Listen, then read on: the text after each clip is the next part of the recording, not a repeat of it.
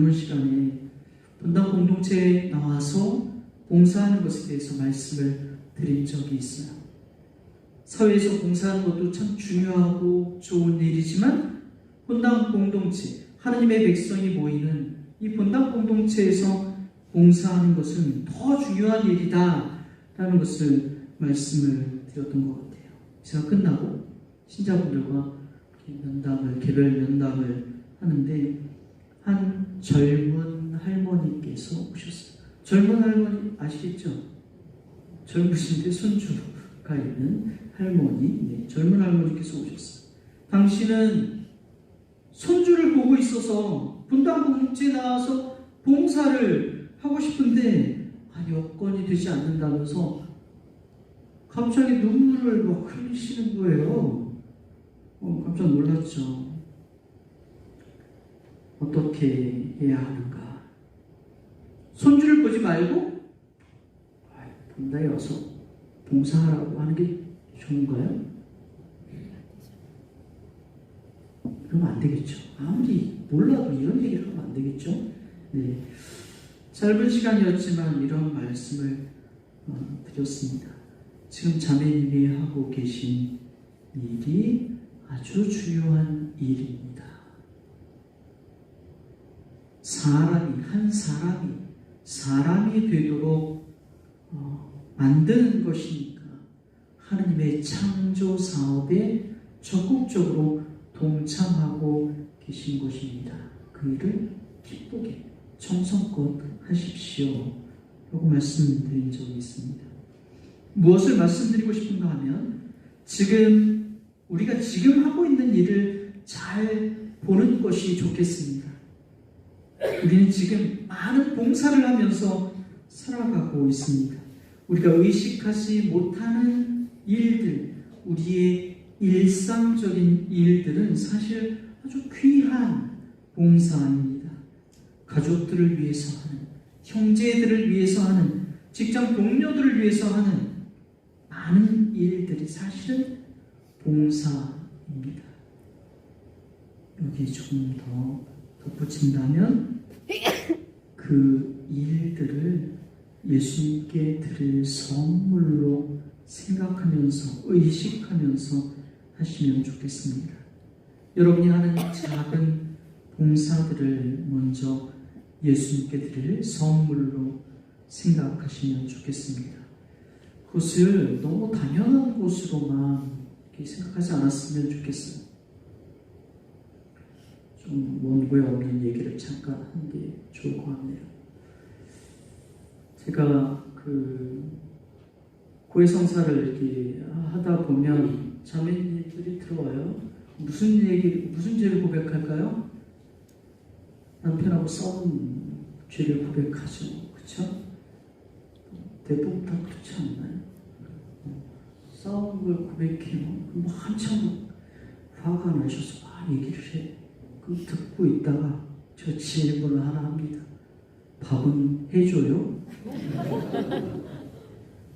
가만히 있어요. 왜 가만히 있는 것 같아요?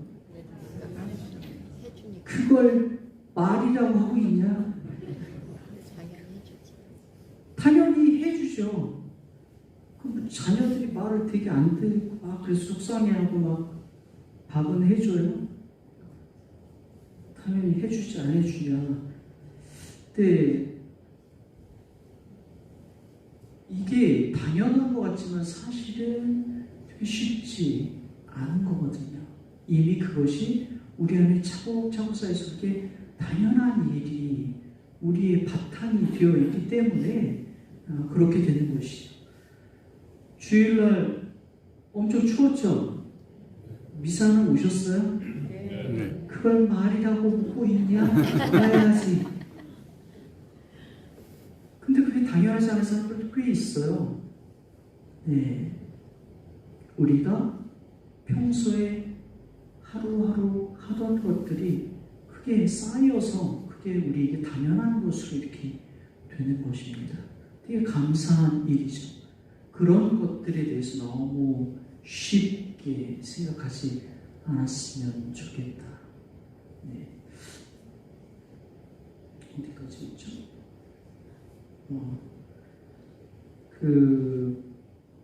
이렇게 선물로 생각하면서 우리 작은 봉사들을 하면 좋겠다. 그리고 예수님께서 말씀하신 대로 공동체의 작은 이들을 위해서 무엇을 할 수 있을까 하는 것을 고민하고 실행해 보시면 좋겠습니다. 큰 일을 하려고 하면 쉽지 않습니다.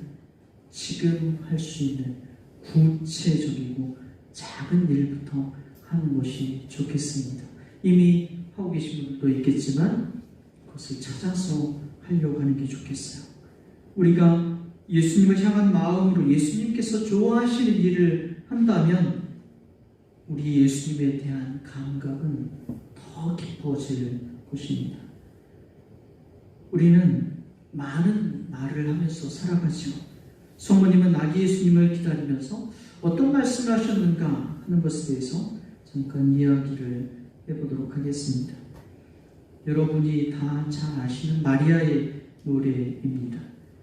내 영혼이 주님을 찬송하고 내 마음이 나의 구원자 하느님 안에서 기뻐 뛰니 그분께서 당신 중에 비천함을 굽어보셨기 때문입니다. 이제부터 과연 모든 세대가 나를 행복하다 하리니 전능하신 분께서 나에게 큰 일을 하셨기 때문입니다.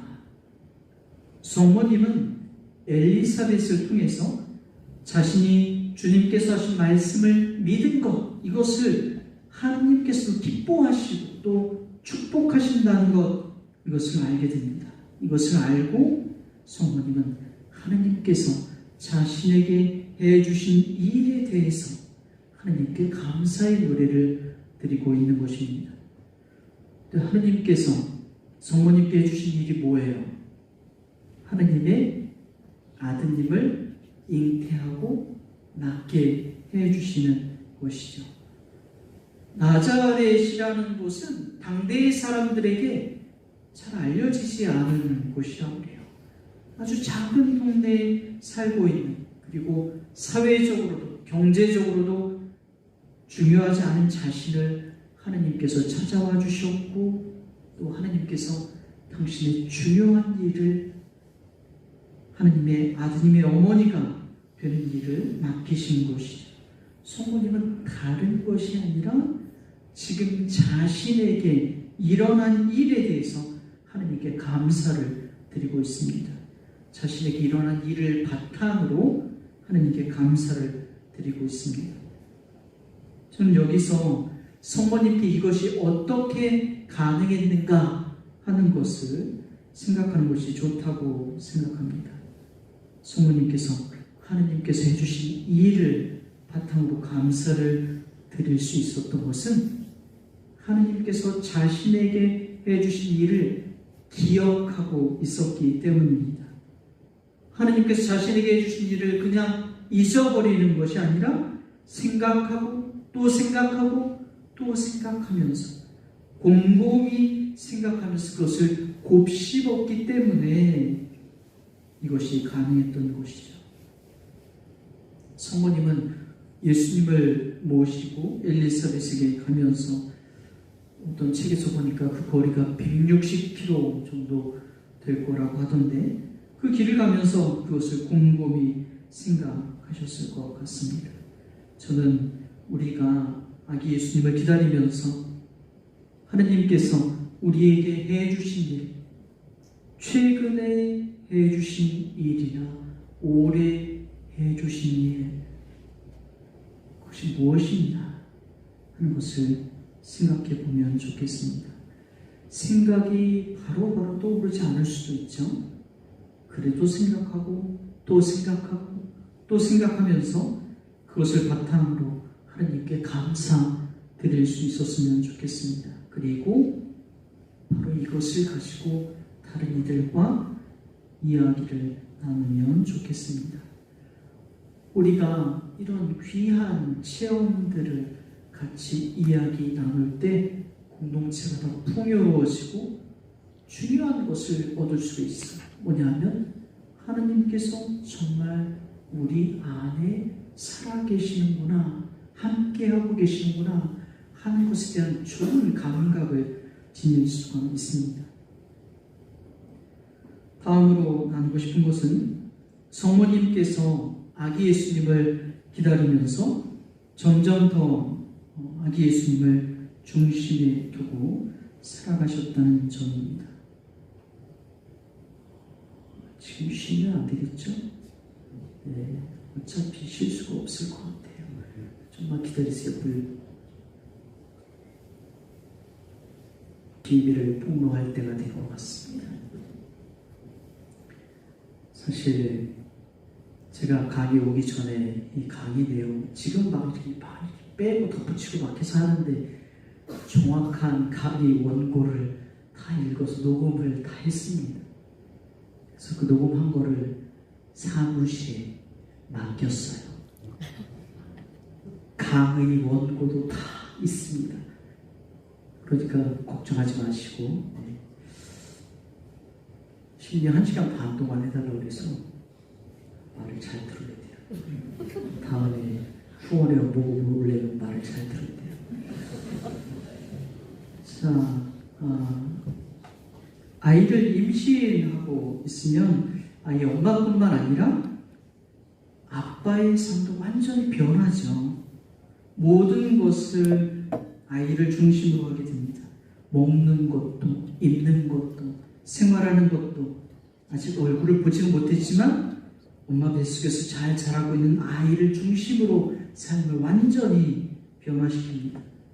엄마 아빠는 한 번도 가보지 않은 길을 함께 힘을 모아서 자신들이 지금까지 살아왔던 삶의 방식을 완전히 바꾸면서 희생하면서 살아갑니다. 참 감동적인 부분이죠. 저는 이 일이 우리가 이전에 경험해 보지 못했던 우리의 삶의 새로운 차원이 열리는 것이라고 생각합니다. 하느님께서 우리에게 마련해 주신 시간들이죠. 제가 보좌신부 때 겪었던 일들을 이야기하면서 예수님을 중심에 두고 살아가는 삶의 모습들을 좀 더 이야기하도록 하겠습니다. 제가 1년차 보좌 신부 때였어요. 당시에 그 월요일 새벽 미사뿐만 아니라 화요일 저녁 미사도 주임 신부님과 함께 미사를 봉헌했었는데 주임 신부님이 좀 엄하셨어요. 여러분이 생각할 수 있는 것보다 많이 엄하셨어요. 우리 교구에서 첫 번째. 네. 그 새내기 보좌 신부로서는 주임 신부님과 함께 미사를 봉헌하는 것이 늘 부담이었죠. 부담이에요. 화요일 미사는 주임 신부님과 이분이 그래도 공평하신 분이에요. 주임 신부님과 번갈아 가면서 주례하고 강론을 했었는데 제가 주례를 하면서 강론을 하는 날이었습니다. 그날 강론을 준비하면서 저에게 그런 생각이 강하게 들었어요. 이 미사에서 누가 제일 높은가? 문제가 아주 쉽죠? 누가 제일 높아요?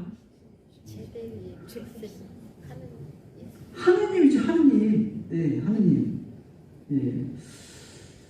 그런데 저는 미사하면서 누가 제일 마음이 있어요?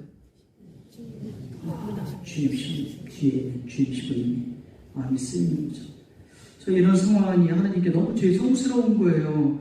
그래서 이런 저의 부끄러운 모습을 신자분들께 고백하기로 했습니다. 먼저 이렇게 물었죠. 이 미사에서 누가 가장 높습니까? 신자분들이 뭐라고 해요? 하느님. 왜 신부님이 나오고 하느님. 네.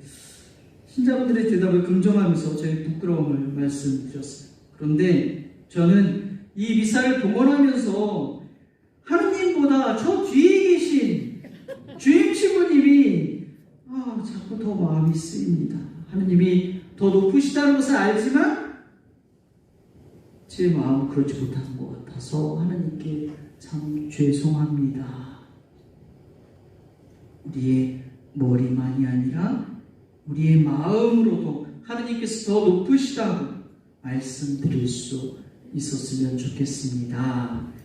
이런 식으로 강론을 마쳤는데 주임 신부님 워낙에 무서우신 분이어서 그 자리에서 한 소리 하실 줄 알았는데 아무 소리 하지 않으셨어요. 네.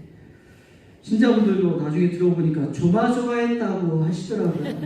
우리 보좌 신부님이 멋모르고 또 사고를 쳤구나. 큰일 났다. 다들 걱정했는데 아무 일 없이 미사가 끝났습니다. 미사 끝나고 제 입방에 들어갔는데 주임 신부님께서 한 말씀 하시더라고요.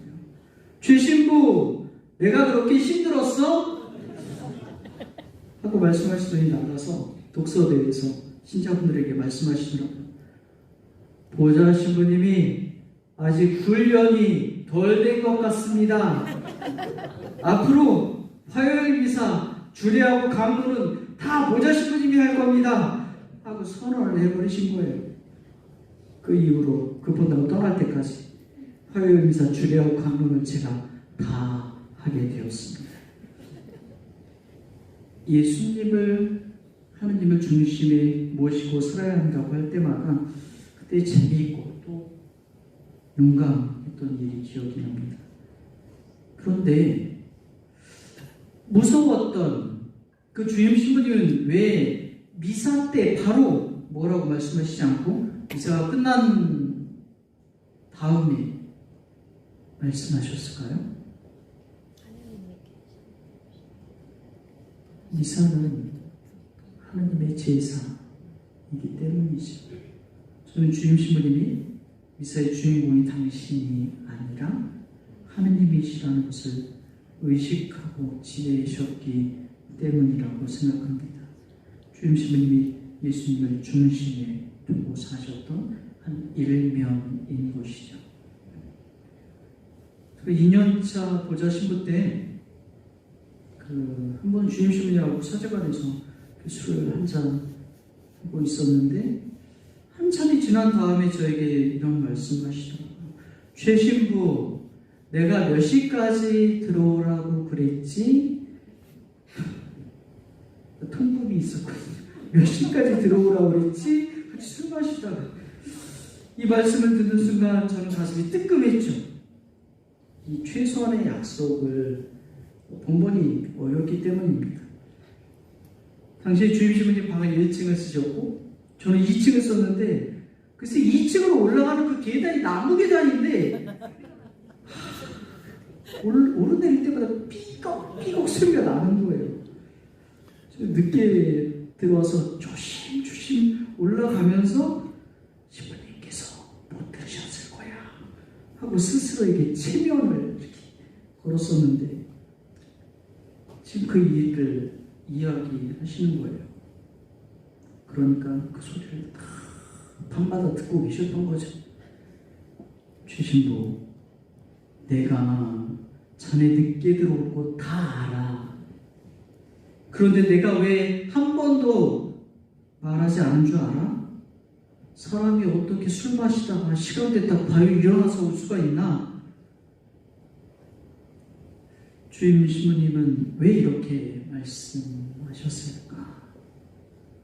자신이 제시한 규칙보다 보좌 신부를 더 존중하는 모습이 아니었을까? 그리고 보좌 신부를 그렇게 존중하는 이유는 예수님을 중심에 두고 사셨기 때문이 아닐까? 아기 예수님을 중심에 두고 살아간다는 것은 이렇게 규칙에만 매이지 않는 것은 아닐까 하는 것을 생각하게 됩니다. 규칙이 우리 삶의 틀을 형성하도록 도와주긴 하지만, 아주 중요하지만 나의 소중한 규칙보다 함께하는 사람을 더 존중하려는 마음을 지니면서 아기 예수님을 기다리면 어떨까? 제가 3년차, 제가 20몇 년째 지금 신생활하고 있는데 이제 3년차는 언제 끝나요? 걱정하지 마세요. 네. 시간 되면 끝납니다. 3년차 보좌 신부 때 일이에요. 한 번은 주임 신부님하고 함께 사제연수 이제 피정을 가게 됐어요. 한 차로 이렇게 같이 가는데 주임 신부님께서 저에게 이런 말씀하시더라고요. 최 신부, 성체 구배 좀 빨리 좀 해. 뭐 젊은 사람이 뭐 이렇게 느려. 어머니께서, 제가 신부가 되니까 어머니께서 저에게 이런 말씀을 하신 적이 있어요. 신부님, 성체분배할 때 신자들 얼굴 한번 보고 하면 안 되냐. 일주일에 한번 미사 보는데 신자들 얼굴도 보지 않고 그냥 이렇게 하면 그거보다 급하게 하는 것보다 얼굴 한번 보면서 천천히 하면 좋겠다. 이런 말씀하신 적이 있어요. 그리고 저는 원래 손에 땀이 많아서 지금은 괜찮지만 그때 땀이 너무 많아서 성체를 드리다 보면 그리스도의 몸하고 이렇게 성체 나눠드리면 성체가 제 손에 붙어서 오다가 중간에 떨어지는 일이 막 발생을 하더라고요. 얼마나 조심조심 했겠어요, 제가. 네. 근데 제가 천천히 하다 보니까 주임님이 정신줄 막 하시고 또 저한테서 막 하는데 보자시면 그리스도의 몸 이러고 있으니 많이 불편하시죠. 그래도 정말 신사인 거예요. 따로 시간을 내서 말씀을 하시니까 정말 정중한 거죠. 그때 강의를 두봉 주교님께서 하셨는데 주교님께서 강의 끝에 그런 말씀을 하시더라고요. 제가 신부님들께 강의를 하러 간다고 하니까 신자분들이 좀 전해달라고 합니다. 신부님들 성체 분배 좀 천천히 해달래요. 너무 빠르대요.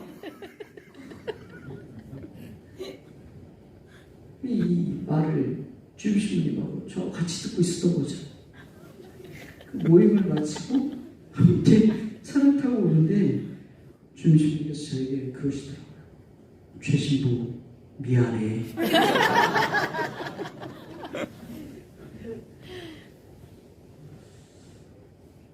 한 번 또 그 본당에 새로 부임을 해서 얼마 안 되었을 때였는데 아침에 식사를 하는데 신부님이 한 5분 만에 식사를 끝내고 자리에서 확 일어나서 나가시더라고요. 깜짝 놀랐어요. 기분이 팍 상했습니다. 그래서 이렇게 얘기했죠. 아니, 식사를 같이 시작을 했으면 같이 끝내야지. 이게 무슨 경우인가? 화가 나서 그 자리에서 이야기를 해버렸어요. 물론 신부님은 못 들으셨죠. 옆에 누가 있었어요? 식복사 자매님이 계셨어요. 지금 왜 큰 소리를 할게요? 듣고 가서 전해요. 네, 전하셨어요. 주임 신부님이 그 소리를 잘 들으셨는지 그 다음날 식사하러 오실 때 신분을 하나 갖고 오시더라고요. 5분 동안 막 드시더니 그 다음에 가시는 게 아니라 신문을 쫙 펼치시고 제가 끝날 때까지 신문을 보고 계시더라고요. 보자 신부의 이야기를 듣고 당신의 삶의 스타일을 바꾸기도 쉽지 않으셨을 텐데, 그리고 주교님 말씀하셨다고 해도 어린 보자 신부에게 사과하기가 쉽지 않았을 텐데 바로바로 당신의 삶의 방향을 바꿀 수 있었던 것은 이 신부님께서 당신 자신을 중심으로 살지 않은 그런 모습인 것 같아요. 아직도 많이 20년도 넘은 이야기인데 많이 생각이 납니다. 예수님을 중심으로 살기 위해서는 자신을 중심으로 살아가려고 하는 모습에서 멀어지려고 적극적으로 노력해야 하는 것 같습니다. 언젠가 성모신신 미사를 준비하면서 마태복음 1장 18절에서 25절을 묵상한 적이 있습니다. 이 복음에서 주인공은 누가 뭐래도 요셉 성인이죠. 요셉은 마리아와 같이 살기 전에 성령으로 말미암아 잉태한 사실을 알고 남모르게 마리아하고 파혼하기로 작정합니다. 근데 꿈에 주님의 천사가 나타나서 두려워하지 말고 마리아를 아내로 맞아들이라고 하죠. 그래서 요셉은 마리아를 아내로 맞아들입니다. 이 묵상을 잘 했는데, 근데 문제는 이 복음에 마리아가 등장을 하지 않는다는 거죠. 성모신신 미사를 여러분 그냥 성모신신 미사 하시면 되잖아요. 신부님들은 어때요? 강론을 해야 될 거 아니에요? 강론을. 기도를 했으면 강론을 해야 되는데 왜 성모님이 안 나오네? 성모님의 모습이 선명하지가 않구나. 왜 이렇게 뿌열까 하는 그런 마음이 저한테 들었어요. 더 앉아 있었더니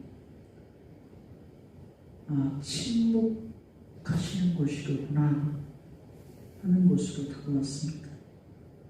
하나님의 뜻에 동의를 한 마리아는 모든 것을 하나님께 맡기고 요셉에게 내어 맡기고 계시는 것이라는 생각이 들었습니다. 그래서 요셉이 파혼을 하자고 해도, 요셉이 다시 아내로 맞아들인다고 해도 마리아는 전면에 나서지 않으시고 그 처분에 자신을 내어 맡기면서 조용히 계시는 것이죠. 이것도 성모님께서 아기 예수님을 기다리시면서 겪어내신 삶의 한 모습이죠.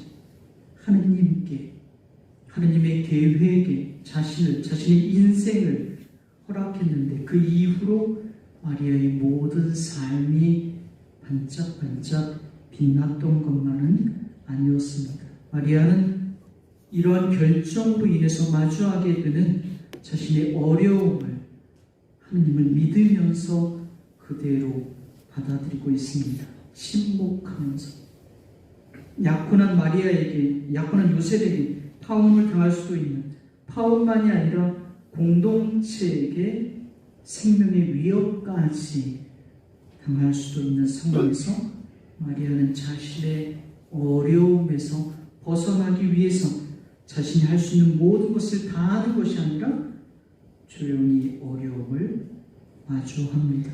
하나님을 믿으면서 어쩌면 무기력하게 비춰줄 수도 있는, 너무 수동적으로 비춰줄 수도 있는 모습이지만 이 모든 것 앞에 하나님을 믿으면서 침묵합니다.